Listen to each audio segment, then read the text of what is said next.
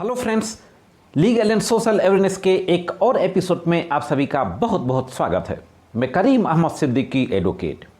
साथियों, आगे बढ़ने से पहले मैं आप लोगों को सभी व्यूवर्स, सब्सक्राइबर्स, मेरे वेल विशर्स और फ्रेंड्स सभी को बहुत बहुत थैंक्स बोलना चाहूँगा। आप सभी लोगों के कोऑपरेशन से, सहयोग से लीगल एंड सोशल अवेयरनेस में 2,50,000 सब्सक्राइबर पूरे हो गए। हाँ साथियों, 2,50,000 सब्सक्राइबर्स कंप्लीटेड।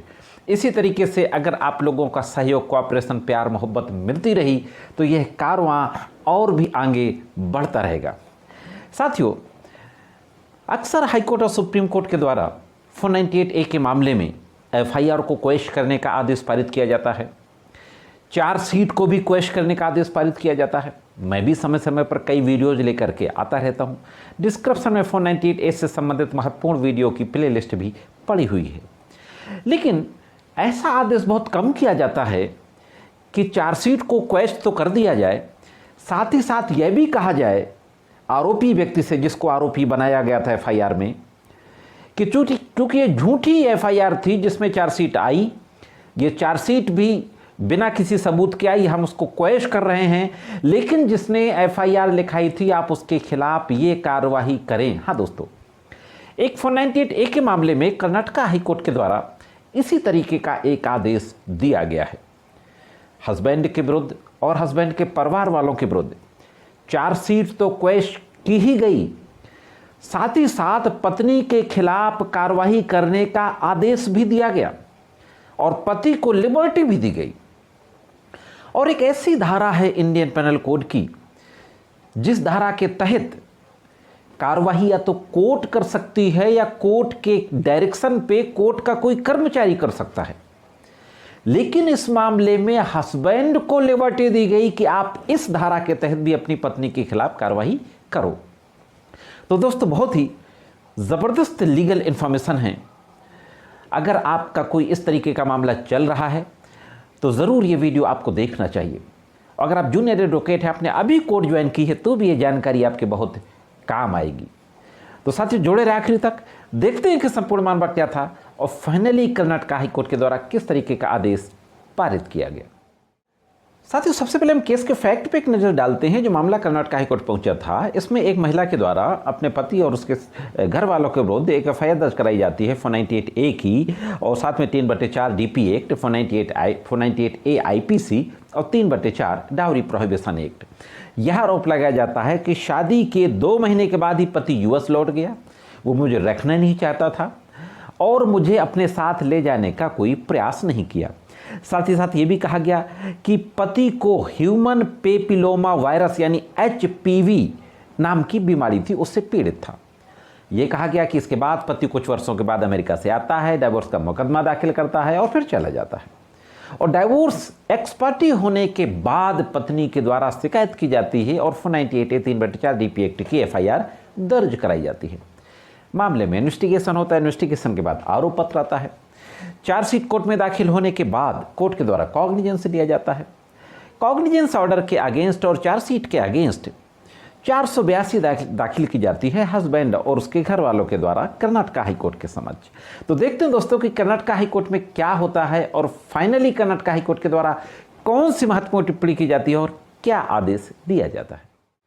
साथियों, कर्नाटक हाईकोर्ट के समक्ष हस्बैंड के एडवोकेट के द्वारा आर्गुमेंट करते हुए कहा गया कि पूरी कंप्लेन में कोई भी ऐसा फैक्ट मेंशन नहीं है जिसमें डाउरी की डिमांड की बात कही गई हो और डाउरी की डिमांड को लेकर के टॉर्चर की बात कही गई हो या किसी अन्य बात को लेकर के टॉर्चर की बात कही गई हो।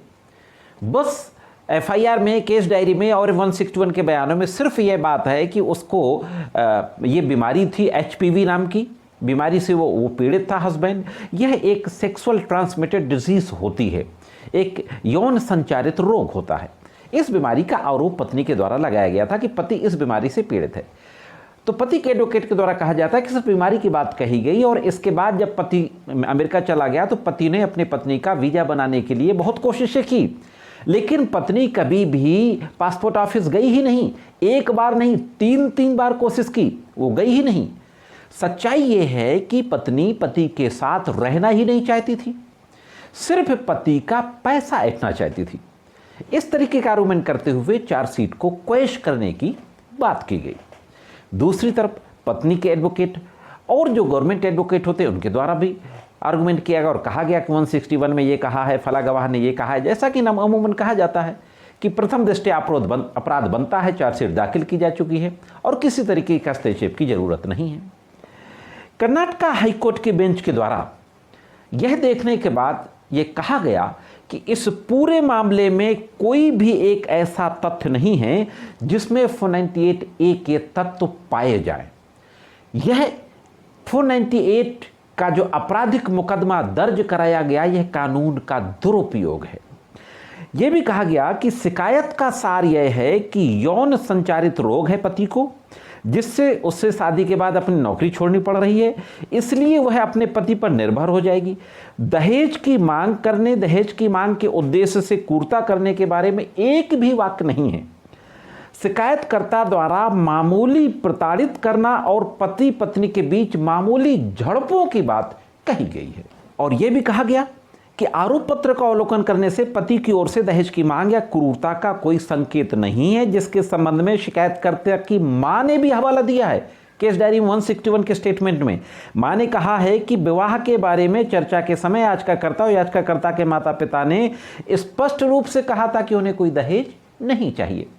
लिहाजा कोर्ट पाती है कि यह दहेज का मामला नहीं है, दहेज की मांग को लेकर के या किसी अन्य बात को लेकर के प्रताड़ित करने का मामला नहीं है। यह पति पत्नी के बीच में छोटी मोटी झड़पों का मामला है।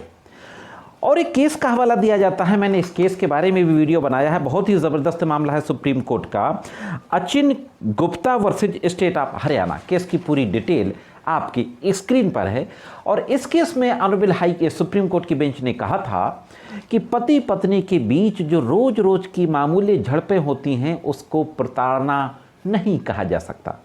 तो इस केस का हवाला देते हुए कहा गया कि यह मामूली झड़पों का मामला है, इसको प्रताड़ना नहीं कहा जाएगा। और एक और बहुत महत्वपूर्ण टिप्पणी की गई कर्नाटक हाईकोर्ट की बेंच के द्वारा, यदि शिकायत की विषय वस्तु, आरोप का सारांश और बयानों पर आईपीसी की धारा 498 के तथ्यों के आधार पर विचार किया जाए तो अपराध का आरोप ताश की पत्तों की तरह ढह जाएगा। हाँ दोस्तों, कितनी गंभीर टिप्पणी की गई कि जो 498A का आरोप है वो ताश के पत्तों की तरह ढह जाएगा, क्योंकि इसमें कहीं भी इस बात का संकेत नहीं है कि दहेज को लेकर के उत्पीड़न किया गया और क्रूरता की गई। जहां तक पत्नी ने आरोप लगाया था HPV नाम की बीमारी से पति ग्रसित है, उस संबंध में कहा गया कि पति ने अमेरिका में अपनी मेडिकल जांच कराई थी, उसमें इस तरीके का कोई भी बीमारी पति की नहीं पाई गई। और साथियों, जहां तक पत्नी का यह सवाल था कि पति ने उसको अपने साथ रखने, अपने साथ ले जाने का कोई प्रयत्न नहीं किया, उस संबंध में हाईकोर्ट के द्वारा कहा गया कि पत्नी के लिए यूएस जाने के लिए वीजा हासिल करने के लिए कई बार अपॉइंटमेंट बुक किए गए, जिसमें वो शामिल नहीं हुई और फिर वीजा मिलने पर उसने यूएस जाने से इनकार कर दिया। अदालत ने कहा कि स्पष्ट रूप से शिकायतकर्ता द्वारा फैलाया गया झूठ है, याचिकाकर्ता उसे यूएस ले जाने के में दिलचस्पी नहीं रखता। यह बात जो पत्नी ने कही वो पूरी तरीके से झूठ है। पत्नी ने कहा था कि पति ने अपने संपर्क के सारे चैनल बंद कर दिए, वह भी झूठ है, क्योंकि कोर्ट ने कहा कि दस्तावेज तो कुछ और ही कहते हैं। फाइनली कर्नाटक हाईकोर्ट की बेंच ने कहा कि आपराधिक न्याय प्रणाली का दुरुपयोग किया गया है, और यह कहते हुए चार्जशीट को तो क्वैश कर दिया। लेकिन जैसा मैंने शुरुआत में कहा था कि पत्नी के खिलाफ कार्रवाई की बात कही। साथियों, इंडियन पेनल कोड की एक धारा है 211 इंडियन पेनल कोड 211 आईपीसी में कहा गया है कि यदि कोई व्यक्ति किसी व्यक्ति की को क्षति पहुंचाने के मकसद से उस पर झूठा आरोप लगाता है तो 211 के तहत दंडनीय है। उसमें 2 से लेकर के 7 साल तक की सजा का प्रावधान अलग अलग अपराधों के लिए दिया गया है। लेकिन 211 में कोई इंडिपेंडेंट व्यक्ति कार्रवाई नहीं कर सकता है। कोई केस अगर झूठा पाया जाता है, एक्विटल हो जाता है, तो या तो कोर्ट स्वयं 211 की कार्रवाई करेगी या कोर्ट अपने किसी कर्मचारी के द्वारा कंप्लेंट फाइल करा के कार्रवाई कराएगी। इंडिविजुअल विक्टिम जो होता है या जो आरोपी होता है वो कार्रवाई नहीं कर सकता। लेकिन इस मामले में कोर्ट ने कहा कि हमें पति को इसमें लिबर्टी देनी चाहिए कि वह अपनी पत्नी के खिलाफ मैलिशियस प्रोसिक्यूशन अथवा 211 की आपराधिक कार्रवाई करने के लिए भी स्वतंत्र है। मैलिशियस प्रोसिक्यूशन क्या होता है? कोई किसी व्यक्ति को झूठे मुकदमे में फंसाता है तो इसको मैलिशियस प्रोसिक्यूशन कहते हैं, अगर वो व्यक्ति जीत जाता है उस मुकदमे का। तो कर्नाटक हाई कोर्ट के बेंच ने मैलिशियस प्रोसिक्यूशन के साथ साथ 211 की कार्रवाई पति को करने के लिए पत्नी के खिलाफ स्वतंत्रता दे दी, लिबर्टी दे दी दोस्तों।